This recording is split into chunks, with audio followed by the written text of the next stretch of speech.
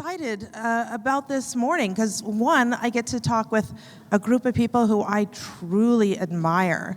I love all of their work. I was so pleased when they said they would come out that I've been like a little giddy. So I'm gonna just bring them on up because let's get going. There's no time to waste. Okay, I want you guys to grab your mics and have a seat because for just like 30 seconds, I'm gonna kind of crow about you. So you already know that this young man has just rocked the world in his amazing portrayal of Kevin Richardson in When They See Us. Everybody knows it. He's been Emmy nominated, and it's a wonderful pleasure to have him here. So thank you very much, Asante, for coming. Thank you for having me. And then we have Dawn-Lyen Gardner, who plays Charlie Bordelon from Queen Sugar, which is just an amazing show. And then next we have Huma Qureshi, who, let's face it, we're a little late to the party here because she has been making movies and doing things in India for a while, but we're getting there. So if you haven't had a chance to see her Netflix show, Leila, you should see it. If you can imagine a slightly bleaker version of Handmaid's Tale, if that's even possible, but it's riveting, and she is riveting in it, so I'm so pleased to have you here. And then I'm gonna try not to fangirl, because Olivia Cheng is next. And I'm a huge fan of Warrior. If you haven't seen it, it's on Cinemax. I describe it as Martin Scorsese's Gangs of New York, only in San Francisco with the Chinese migration. And it is just so amazing. And she plays one of the big baller women who are controlling these boys. And I just thought, she's amazing. So Olivia, so glad you're here. And Lolo Spencer. So my story is this. I met Lolo before I met Lolo. We happened to be sitting at a table at a luncheon a few years ago, and I was just like, this gal is tremendous. And then later I was like, oh, she's an actress? Oh, her film is good? Oh my God. So her film, Give Me Liberty, was at Sundance. It went to Cannes, the Director's Fortnight, and I was just so thrilled because I already liked her. So please, welcome this amazing group again. They are so good.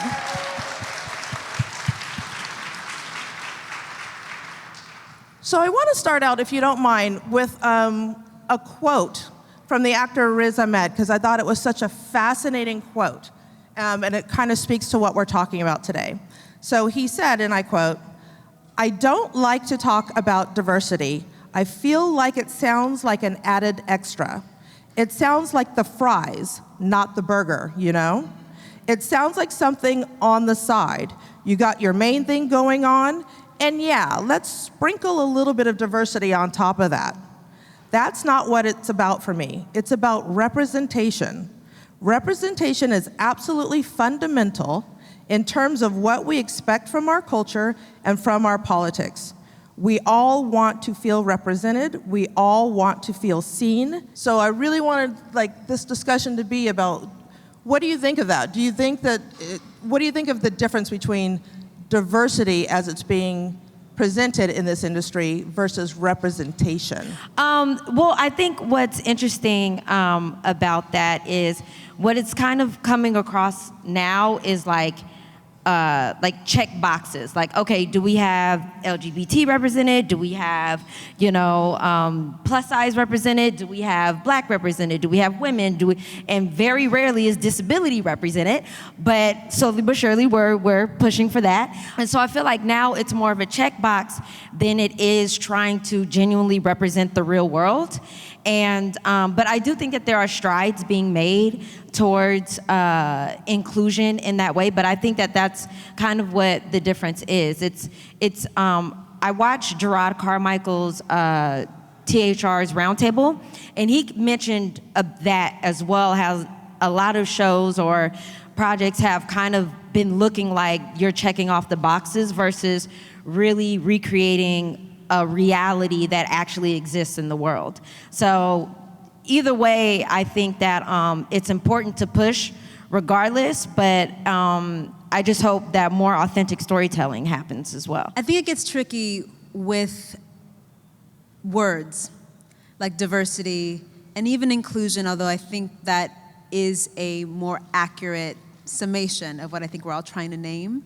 And part of what gets tricky about naming it is that once you name it, it can tend to become clinical. It can tend to lose the emotionality that prompted naming it. And so for me, part of what I've been trying to do is unpack those names for myself. Really unpack what my relationship is to all of it, to inclusion, to diversity. And part of it is the othering that's involved in that, right? So, you know, the normal, once you say something like diversity, what's assumed is that the normal is X. Right. The regular is X. It happens in casting all the time. Like, I mean, it was up until maybe 10 years ago that you started getting sort of ethnically ambiguous thrown into casting submissions, right? But before that, it was blank, blank, blank, blank, blank for these leads, and then so-and-so African-American. So that's assuming that these 4 leads are white, and white is normal, which is unnamed.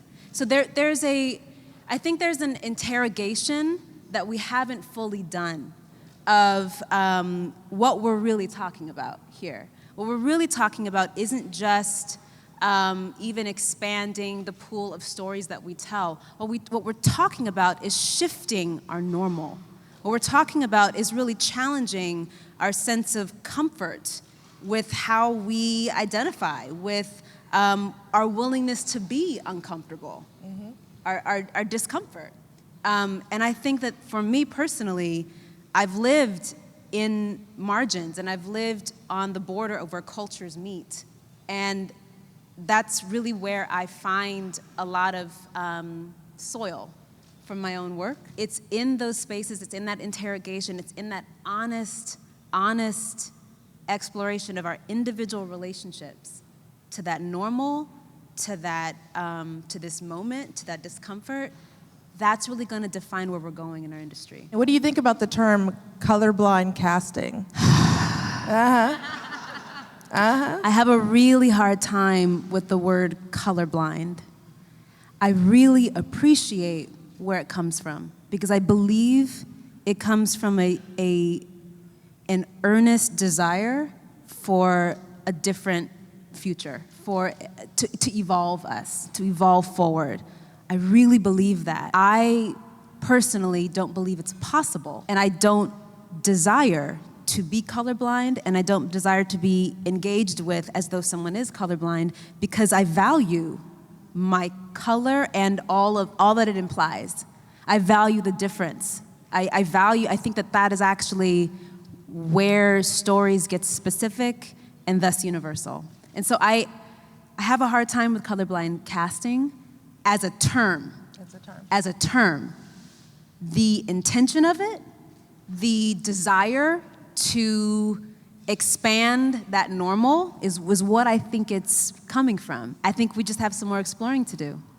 It's interesting because I actually had the experience just yesterday where somebody in the most well-meaning of terms said, well, you know me, I don't even see color. And I don't think she realized that I would much rather her say, I only like white people than to tell me. I mean, I would be like, got it, know who you are.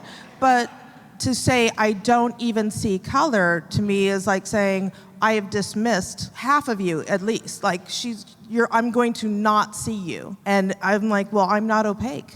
Like you have to see color or you're not seeing me. There was a lot of discussion with Adele Lim and her kind of crazy Rich Asian sequel. What she said is she feels like there are people, they give the story to someone else and then they hire her to sprinkle soy sauce on it to give it flavor and color.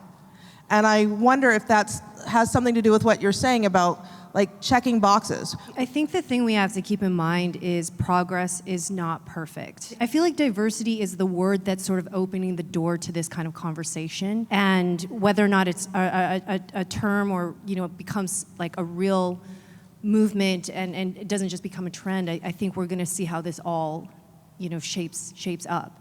Now, with my shows, it's mainly a room with white writers, and that's the reality. And I know that, say, for Warrior, for instance, they made a concerted effort to look for Asian writers, as far as I understand, and it's just the Asian writers at the level, they weren't always necessarily available or like scheduling conflicts. So I think there's definitely something where we want to see representation where our stories are fully told and fully understood by the people writing them.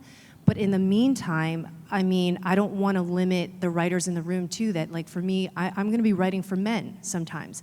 I might be writing for Black men, Latino men, and I'm aware that I don't have the experience or the visceral understanding of what it is to stand in their shoes. And I don't want to be limited by that. And I may need to go to someone and say, look, does this ring true? Is there enough here as an authentic foundation to springboard off of, or have someone come in and tell me, is this something that we can grow in some way? I don't know if I'm making sense. I'm incredibly nervous up here. No, you totally are. I was just going to add something to that. I completely agree with her, and I feel like it's a constant dialogue. Sure, we haven't arrived at an answer today. We don't have a perfect, representation today, sure. But it also stems from the fact that we, as a society, have not reconciled with a lot of those issues, and it's a constant and a difficult conversation that needs to be had within communities. Politics, gender, race, all of that. And these are very, very difficult conversations that we have constantly in our kitchens, in our living rooms, in media. And having said that, I still feel as long as that I feel that there is room for that dialogue to happen, as long as it's not important that I get cast because I am Asian. It's important that I get cast for something because I'm good. And it's important that I get cast because I'm good for that particular job, as opposed to, we need to put an Asian face in the mix, so let's put her in. And I think that is the real thing. And of course, having said that, merit is again very vague. How do you, when you're starting in unequal places, how do you start comparing, two people who didn't start at the same starting line? And this is a conversation we have in India as well. And, where different writers or directors are collaborating, especially now with the streaming platforms coming in, they kind of sort of changing the game a little bit, because no longer is your story dependent on the theatrical wisdom of a producer saying, this story ought to have so-and-so budget and needs to be released, whereas this story nobody cares about. But what's happening with that is a lot of us, are products of this new democratic wave of storytelling. And yes, a lot of times there will be issues where I'll be like, was I singled out because I was a woman? Was I singled out because I was a woman of color? Or because it was just something that did not, and there's no perfect answer to it. There will be a situation in which it does happen to someone, and we should have a system and a process to address it and to do something about it. But many a times, sometimes you also maybe are overtly critical of these things. I mean, I'm saying that as a Muslim woman of color. So, coming from me, I mean, sometimes it's just about, it didn't work out because that's just how it was. Bilal, a friend of mine, is here. He's a writer, Sanjay. I mean, he's one of the youngest writers. He's done a show for Netflix, and he would agree with me that, sometimes when you put writers from different cultures to work together, they have to find a similar language to be able to connect and talk to each other. I've been in America for the last 3 months filming for something, and sometimes I'm in a room and it's full of actors from Europe or America, and I don't know what they're talking about because I didn't grow up on those kind of pop culture things. And I'm like, okay, I want to be part of it. What are you guys talking about? And then someone has to be like, so it doesn't mean I'm not good enough. It just means I'm just not part of that conversation. So it's going to take a while. It's going to be difficult, but it's a conversation that has begun. So I'm an optimist, but then that's just me.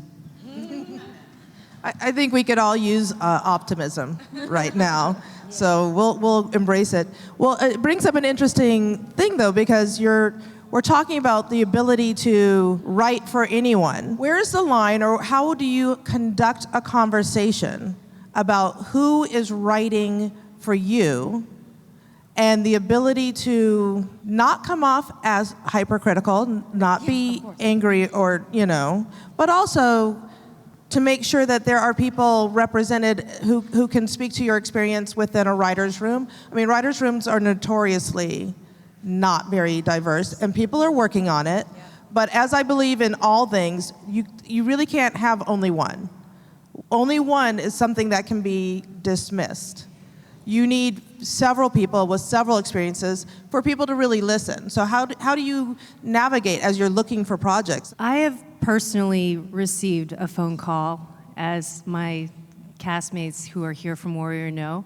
I've personally had phone calls being advised to stop ruffling feathers. And I remember when I had that conversation, I was quite thrown at the time because I thought, but I was asked to add my Asian sensitivity and my eyes onto the project, and I was hearing feedback in the community that I absolutely viscerally felt. You know, like I've definitely struggled, I think, with my own community because I take on these roles, whether it's, you know, Maylin in Marco Polo, who was a real woman, the favorite concubine of the Song Dynasty at the time. And, you know, and I get questions from the Asian American community around taking on these roles that at first glance are tropes and stereotypes that perpetuate a very painful history we have in Hollywood, being, you know, hypersexualized and objectified in media. And I know I'm stepping into these sort of lightning role situations where I'm like, I feel the pressure that one wrong move or, you know, one wrong choice as an actress, and I set my community back in representation. But all I can do is, you know, bring my own understanding of what I would do and the toll that character situation would take on me as a human being. So when I hear feedback from women in my own cultural community, I know they don't want to offend me, and I know they want to not disrespect me, but I know they're trying in some way to communicate to me that they're not comfortable with what they see. Especially, you know, and I know I've been told that women will shut the TV off because at first glance, the role I'm taking on, it's so painful for them, and they don't stick with the show or stick with me to give me the chance to show the humanity of the character for you to get past maybe what she does and start to understand who she is. I'll speak for myself, but I may speak for some of us up here. To talk about yourself and your process as an actor is a little bit of the last thing you want to do, because in essence, you're trying to disappear. So it takes a lot. It takes a lot to disclose, like, here's my intimate connection with how I do my work, and especially if you have been, as I believe Asian Americans have been in this country in terms of the stories that we've been told and given and et cetera, marginalized. If you've been marginalized, then there's less space that you've been allowed to take up, less complexity you've been allowed to embody, and it doesn't mean that that's not happening. You have an incredibly complex experience, as we all do on this stage, really. So just to just give you some encouragement, because it is truly admirable, your courage. I will say that part of what I'm hearing in the conversation is about ownership. It's about ownership of story. So that is the question that I think that we're in, industry-wide, I believe. I think we're in it as actors. I think we're in it even more so as writers and producers. And I think that I've been in this conversation with myself. I'm also a writer. And I think a lot about the kind of stories that I'm interested in telling, often which are, for lack of a better word, to be honest with you, multicultural in nature, right? There's many different viewpoints that I'm interested in inhabiting in a world. And the conversation that I have with myself and other collaborators is often, how are we going to do this truthfully? How do we do this with respect, coming from a position, coming from the experience of not having been respected in terms of communities over decades in representation in media? So it's, and I haven't come up with an answer, but I have not been satisfied with, we just have to get consultants. That has not satisfied me. And it isn't satisfying being an actor who's been on projects, and I have been blessed beyond belief to not have had that experience for 3.5 years straight with Queen Sugar. I've not had it. It's been the absence of that experience. But I have had it before then. And to the emotional complexity and almost trauma of being told this is who you are on paper, when you are very clear, this is actually wrong, this is inaccurate, this is not it.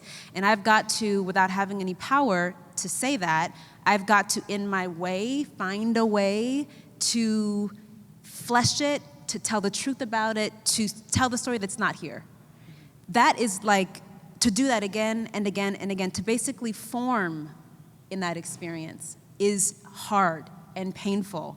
And it takes undoing in this moment that we're finally having these bigger conversations. I wish we had more spaces like this, honestly, because I think that we'd all be more compassionate with each other about how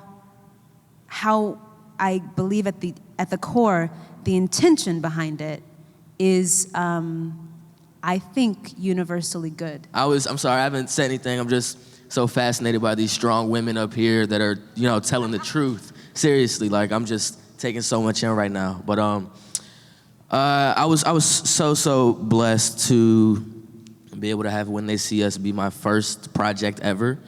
I mean, it was so good. and to kill it. Thank you. Rookie of the year right here. But when it comes to like what we're talking about up here in terms of ownership, I mean, I couldn't help but just shout out the glorious Ava DuVernay, who does such a good job of really reflecting the real world on set, in front of the camera, behind the camera. I mean, it was my first project, so I didn't know what to expect. But as some of you all may know, my aunt is an actress, Samira Wiley. And she would come on set with me sometimes and would say, I have never in my life seen a set that's been as multicultural, as diverse, as with so many people being represented as I have when I saw this. I actually went, after we finished filming When They See Us, it was a while after that, and I went to visit Ava at Array, and I was staying with my aunt, and my aunt just came. She wanted to come, and actually Ava was getting ready to start a meeting, but she was like, "No, I'm sorry, I have to tell her how much I respect her because of how much attention and how much care she puts into making sure that everybody is there on set. It is a hard thing to do, but it can be done. We just have to be able to look into those pockets and find the people that are right, because those people are there. I've seen it myself. I've seen it on this set. I'm sure that you could say the same thing in terms of being working on Ava's show, Queen Sugar.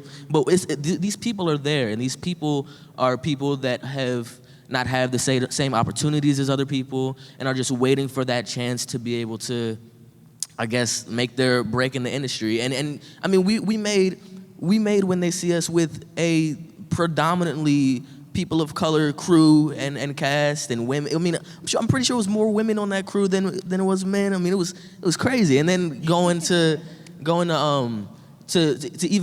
filming This Is Us. Like, it's a huge change, but you also see how in that space and in that area, there's also so many people that you wouldn't think that are doing these jobs, that can be doing these jobs. So like, I'm rambling now, but these people are there. We are there. There's so many of us that are waiting to be discovered, so many of us that are waiting to be found. We just have to kind of look and find those people, because when like you said, when it gets so deep into not just a conversation about diversity, but survival, we have to be able to kind of, I don't know, I guess nitpick and be very particular and be very, very I guess, picky about who we want filling our jobs. It can't just be somebody that's good. It has to be somebody that's good but knows what they are talking about and knows this experience and can put their 1,000% into it. I will also add what was such a great experience working on the film Give Me Liberty that I did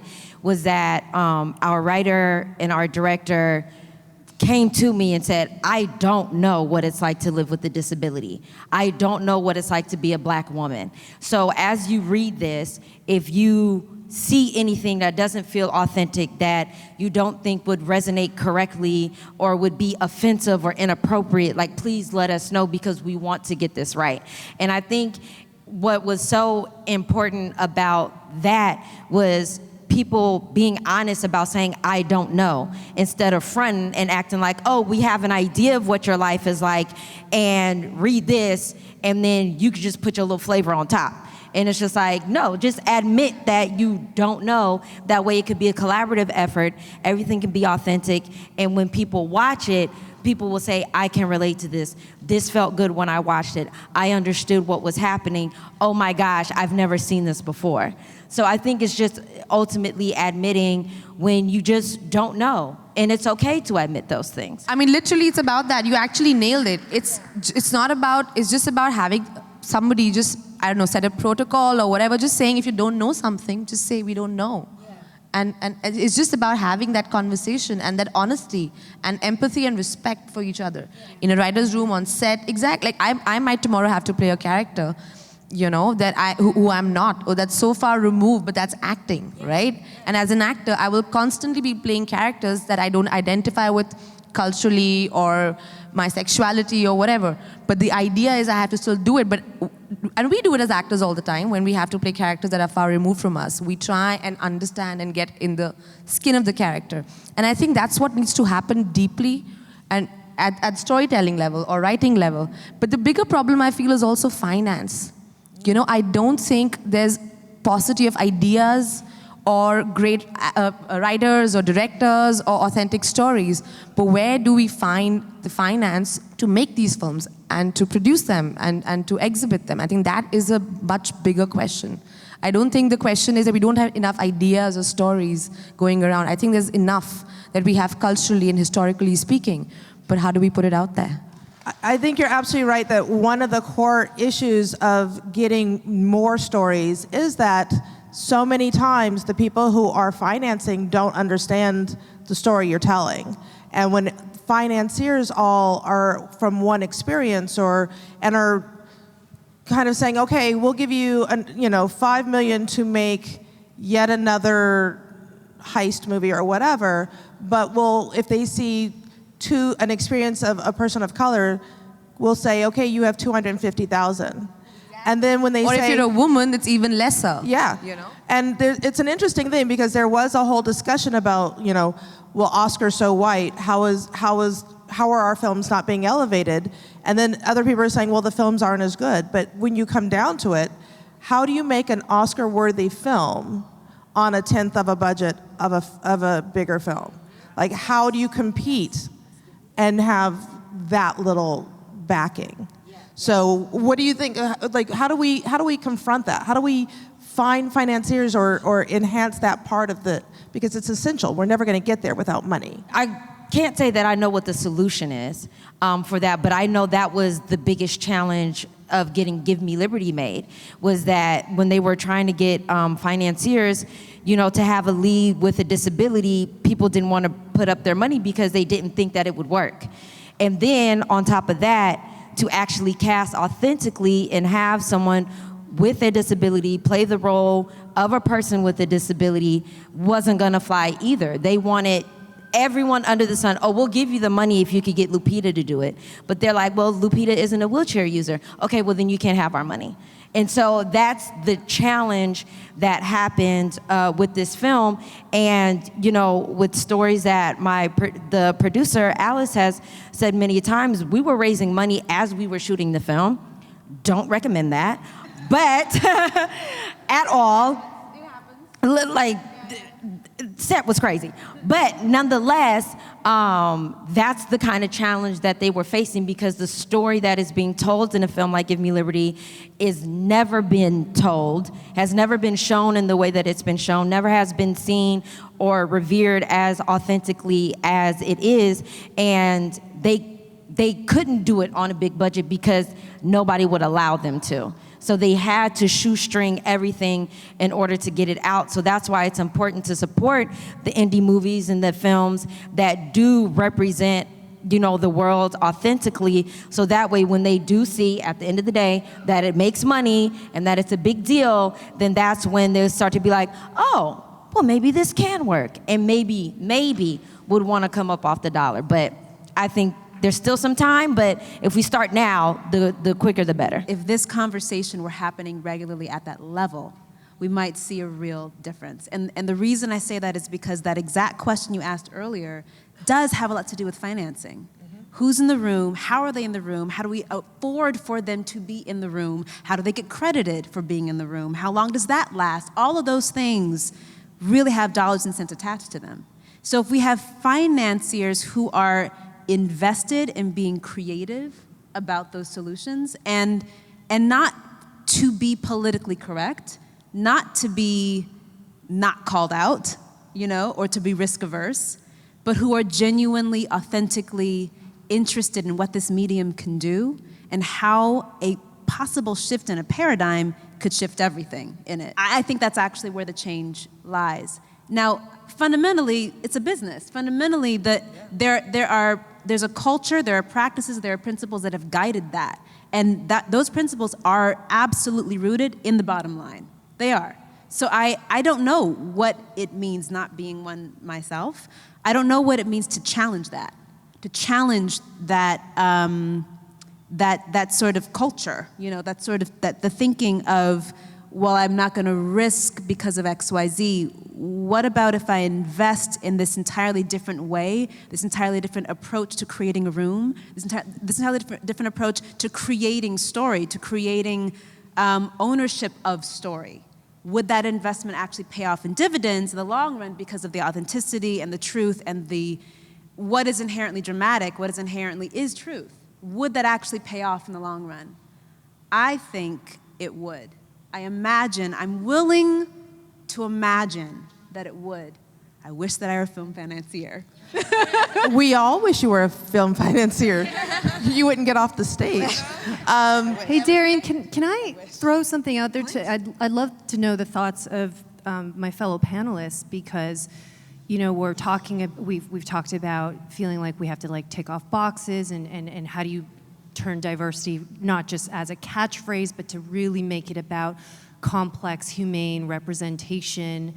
And I almost feel like in this discussion, there's this idea that, sometimes when the pendulum has been so far held here, that when it's released and maybe it swings all the way over here for a bit before it kind of settles into some kind of middle ground. And I'm just curious if my fellow panelists have had this experience of, feeling like maybe people are so scared to make a mistake or so scared to, be politically incorrect that there's almost an overcorrection of things happening. So just as an example, I really find right now that it's like, okay, so, as an Asian, I'm finding that the industry is like, okay, but what kind of Asian is she? If she's Chinese, we're only looking at Korean Americans or Vietnamese Americans or Thai. And I know my friends who are like, Hapa or, Japanese, they're scared in the room to reveal what their actual ethnic, cultural identity is for fear of them being like, oh, I'm not gonna get the role because I'm not ethnically Chinese, even though we are in a visual medium. So, someone who is maybe, Caucasian Australian, we don't have a problem with them playing Caucasian American, British, Russian, et cetera, et cetera. So I'm just curious if, are you guys feeling any of that or? I am. I've talked a lot though, so I feel like I'd like everyone else to jump in. Well, I think interesting enough for me is I can't hide exactly who I am. I'm clearly a Black woman in a wheelchair, so I can't say that I have that exact experience, but what I will say is that with disability does come a spectrum. So a lot of the times, sometimes it'll be like they have to have an extreme visible disability, and then there's that, well, you don't look disabled enough. That's happened to me before, is you don't look disabled enough. You look regular, you just sit in a chair kind of thing. And it's just like, brr, say what, say huh? So that's kind of what I would say from the disability standpoint happens is, in the casting rooms, you don't look disabled enough or whatever they think that is. So I don't even know how to solve that because I don't even know where the root of the problem really begins to even say, like, what, huh? You know, so it is, it just blows my mind when people say that. So it is a challenging thing, but I think, you know, just knowing what your story is and just being open-minded to the different ways that it could be portrayed. Like, I like to advocate for roles that don't necessarily call out for a character with a disability, to think about someone with a disability to play that role as well. Like, why can't we be the secretary or the love interest? I'm just saying, I would play opposite Michael B. Jordan in a romance. I'm just putting it out there. Girl, you're such a giver. I'm just, see what I'm saying? You see what I'm saying? So generous. But let me ask this just question, saying. though, because I think Olivia brings up a really interesting point. It's out there. That how much of this, though, do we sometimes bring upon ourselves? That when somebody has a film and it is a predominantly Latino film or a predominantly Asian film, and the audience starts coming back on, she's not really this, or he's not really that. We and saw then that with Crazy Rich We Asians. see it all the time, and people are like, well, are they Spanish? Are they, you know, New Yorican? Are they Puerto Rican? Or what are they? Afro-Latina and all this. And then we start nitpicking ourselves. So how do we stop pre-nitpicking before other people even get that chance? Like, where does that circle get broken? Because that overly political correctness is also a very real fear of, like, you know, the equivalent of Black Twitter coming at you. Well, it just boils down to people just being stupid. They're never going to be happy. So, you know, no matter what you do, this, oh, but that wasn't that, and that wasn't that. And honestly, I sometimes feel it's fine. It really is. I'm not Asian enough, she's not Black enough, you know, whatever, somebody's not white enough, who's to say? We now today know more than ever that, you know, our family trees are not so clearly defined as we thought. It's all mingling up, and it's I mean, honestly, I don't even think it's something we should overtly worry about, because it's like, I mean, I remember getting into a conversation back home with someone, this is from India, right? Back home as in Mumbai. When there was this whole thing about, oh, you know, they might consider Idris Elba to play James Bond. And I was like, oh my God, like, I love him, he's amazing. No, but he's not, James Bond is this white British guy. I'm like, I'm sorry, go to London right now. How many British people do you see who do not look like him? So, you know, but it's a mindset. And this is an Indian brown man telling me this. And I'm like, amazing. So I just feel like it's not... You know, it's like sometimes we don't even realize, but we're also as much victims of this, of our own identity, and we need to be constantly checking ourselves as well. I will say. Come on, Dawn. Trying to think how I want to say what I'm trying to say. Boldly. I'm going to use Crazy Rich Asians as an example, because it was such a complicated situation.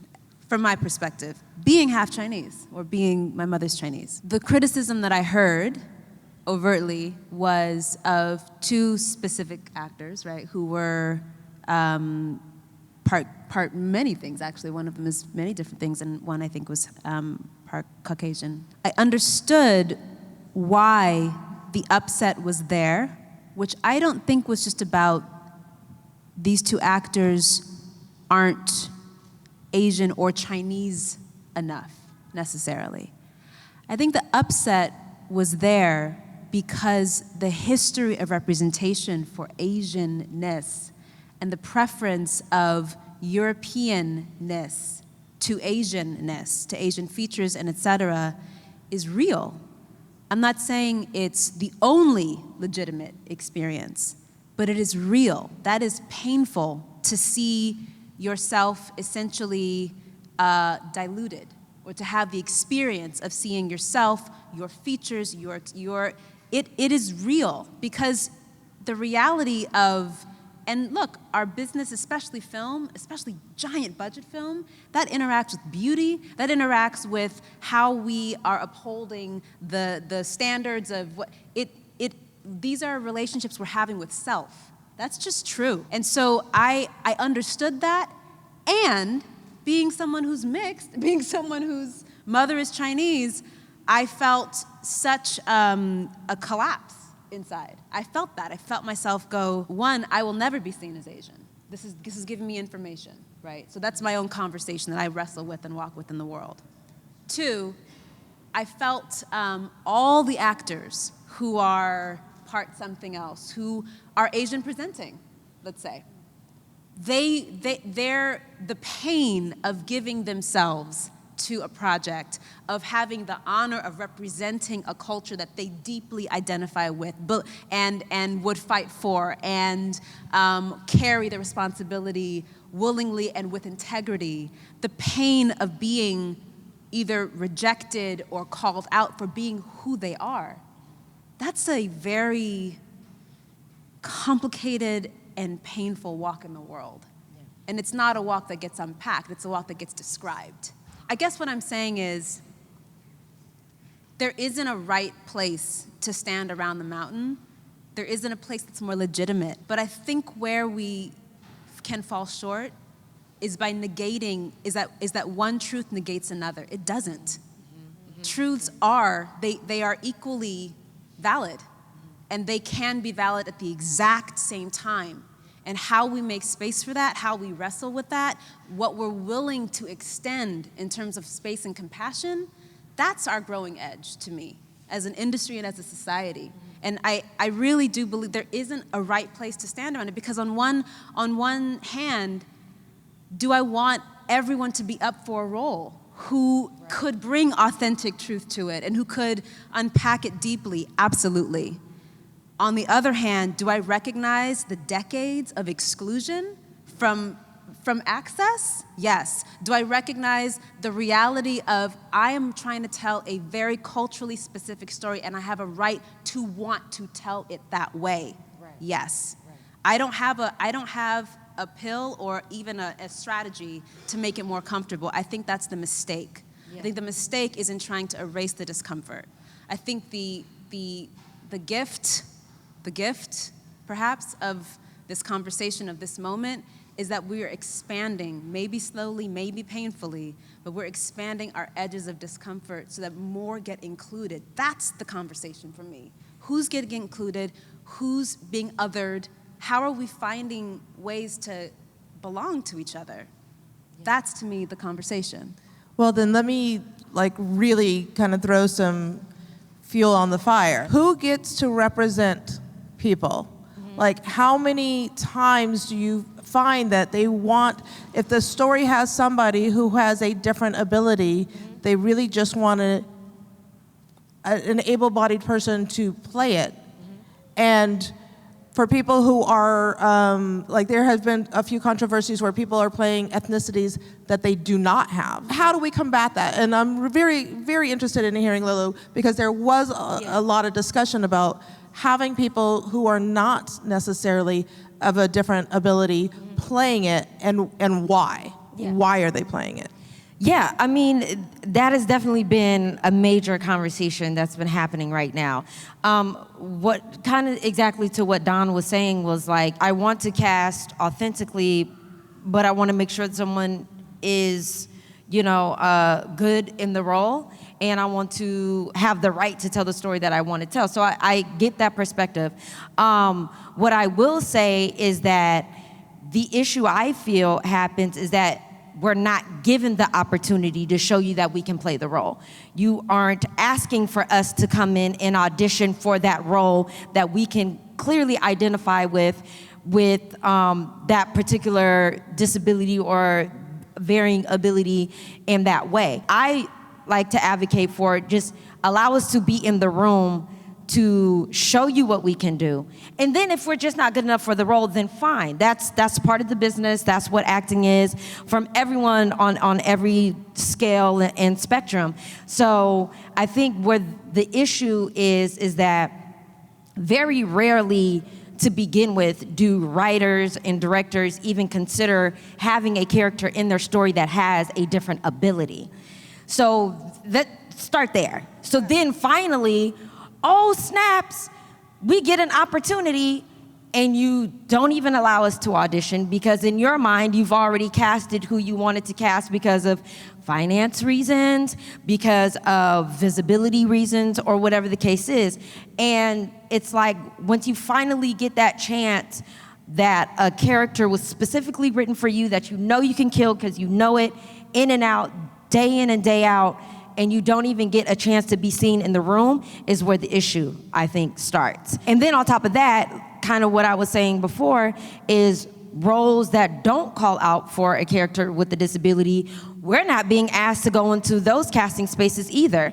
So it's almost like even when our opportunity is there, that gets stripped away too for whatever reasons that a production company may have or whatever. If we are at least allowed the opportunity to come into the room and showcase that we can play a role just as well, and then if we can kill that role, now you got something else that you can add to it, another layer to that character that you didn't even expect.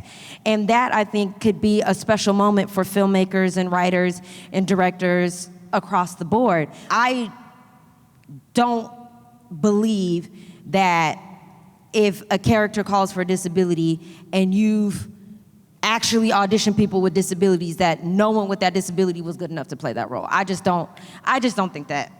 I mean, I could be wrong, because I don't know everybody. But, you know, I just don't see it. But again, if we get the shot, then we can show you what we can do. I always find it interesting that in these movies, that every person who has a different ability, they don't know anyone else in that community either. Like, there's always one. Yes. And the only other time you will see somebody who may be in a wheelchair is if you happen to be in rehab or at a meeting of people. But like, just there's only one. I'm also actually really curious though, Asante, you played a young man in such a big role and such a momentous occasion, for better and for worse. How has the reaction been amongst other like young people of color? Or have you heard much from like kind of your own generation about it? No, yeah, 1,000%. I mean, obviously people my age weren't born when, everything happened in 1989. But this, I mean, when they see us, because it was on Netflix and distributed on Netflix and it got to almost every country in the world, I mean, so many people got to see it. And including a lot of people that are my age, a lot of people that are a little bit older than me, a little bit younger than me. But it's been nothing but really positive feedback from people that are my age and people in my generation, kind of saying, I didn't know about this story, and I know of the things that go on, kind of in the justice system today, but I didn't know how, like, I don't know how deep it goes, and how sometimes these stories will kind of be created around us as, men of color or black men or black women or just, anybody that's marginalized. These stories will be created around us to kind of just push something out there to satisfy the public. So a lot of people have been really coming up to me saying that, it's really interesting. They say that it's touched them on a different level, which is very, very understandable because, this is the truth reflected back at us, This thing happened to the exonerated 30 years ago, but it still goes on today, and it still goes on today to a lot of people that we may know, friends, family. So it's definitely not too far removed from our community today, and a lot of people have kind of, I don't know, I guess it's very weird when you're kind of, I don't know, because representing this whole part of an experience and that we experience in our lives, it's kind of like being, like you kind of said, like having the whole community on your back. And it's very interesting. It's very amazing to see people's responses. If you don't mind, I also feel kind of that way with This Is Us. On This Is Us, I don't know if you guys are caught up or if you guys even watch the show, but I play a young teen single father, and that's not represented a lot in media. A young black teen single father. Sure, you'll see young black teen single mothers, with the grandma helping out and the whole family helping out. And this isn't just a young black teen single father that has nobody with him. His parents are supportive. He has full custody, and he's not ashamed. He's not ashamed. He knows that he made a mistake, but he doesn't see it as a mistake. He owns up to it and really kind of takes responsibility for his actions. And so you don't see anything like that represented in the media. So I kind of feel like a lot of people that are in that situation are kind of finally getting to see themselves reflected back at them in a way, which is a strange thing to feel, but it's also a true honor, you know, when it's kind of the one out of a million that you may see on TV, and that knowing that you're able to tell this story with truth and that you're able to give it your all, it really feels like, I don't know, it just feels like a blessing because it makes you feel like we're starting to go into the right direction, telling these stories that haven't been told before, and starting to expand on, you know, what the human experience really is. You know, This Is Us is a huge show, and I'm glad that it's kind of being, you know, you always say that you don't know what you don't know. So with this, I mean, This Is Us has an audience of everybody. Everybody watches it, you know? White people, black people, Asian people, I mean, everybody, you know? So when you're kind of in your community, sometimes you can find yourself in a bubble and you just don't know what's outside of your own experience. And so that's where, you know, art and media and entertainment and TV and movies, everything, you know, everybody loves that stuff. So that's when they kind of go to see the world outside of their own world. And that's why we need to have these stories that reflect the true world, because like I said, a lot of people are in a bubble. They don't know anything outside of their own experience. So that's why it has to be reflected back at them, and so that they could truly see and maybe start to expand out in the real world and kind of see what life really is like for somebody that's, you know, not in the same circumstances as them and has a completely different upbringing, completely different background than they do. I just wanted to, like, you know, tie that thread through what we're saying, that, yeah, it's like collaboration, it's admitting we don't know, not necessarily saying, you're not from that community, you're not from that culture, so don't even try to write for me. Because I think This Is Us is an incredible show, and I'm not sure how they did it, who's in the room, all the different collaboration that goes into it. But it really does seem like it's striking a chord, you know, and it doesn't necessarily have to be someone from that community per se. There's been black writers, white writers. I mean, there's a lot of different writers on the show. But for some of the episodes where it's a white writer, and, you know, my character is a prominent piece of that episode. You know, like we were saying earlier, they're not afraid to admit that they don't know. So like certain lines, it was just not too long ago where one of the writers asked, does that sound like something you would say? Is it, you know, is it something that you would say? Is it something you would do? Is it how you would act? I just want to make sure that it's, you know, perfectly okay, and that it's your truth, you know. And so that's really what it boils down to, like you guys were saying before, is not being afraid to say that we don't know, not being afraid to ask for help, and to really, you know, I mean, when you have good intentions and want to reflect the truth, you have to do everything that it takes to reflect that truth. I think that there's a major part of what we've talked about here that has been about not being afraid to show all aspects of your culture that have been positive, and some parts of it,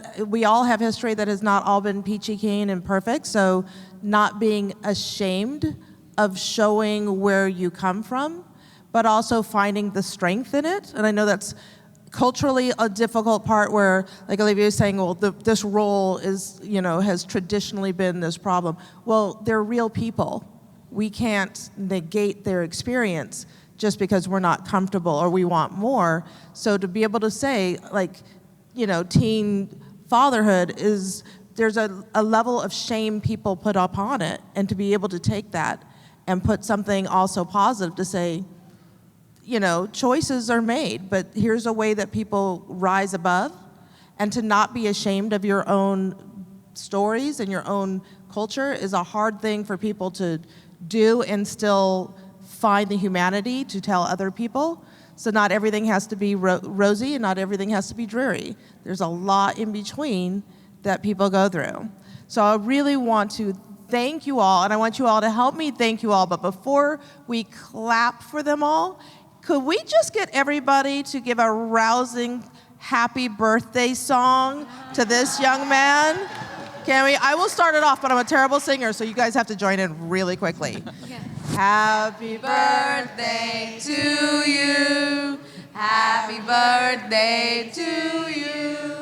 Happy birthday, dear Asante.